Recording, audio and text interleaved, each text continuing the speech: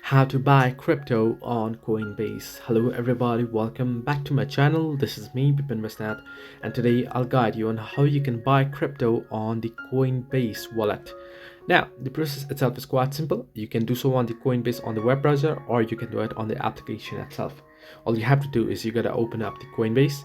Once you open it up, you should get an interface somewhat like this. It'll ask you to sign up or sign in. You want to either sign up or you want to either sign in. In my case, I'm having issues with signing in, so I'll just be showing you here. Once you sign in, you'll get an home page like this, as well as you can see here as a demo here.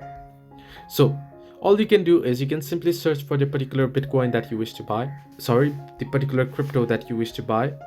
And once you select it, what you can do is you can simply tap on it, open it up, and you'll get the buy option there on the screen. You can simply tap on buy.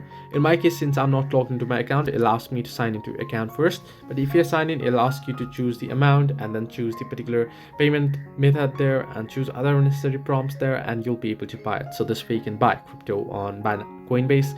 Hope this helped you. Do like and subscribe, and do not forget to leave a comment down below if you have any further issues.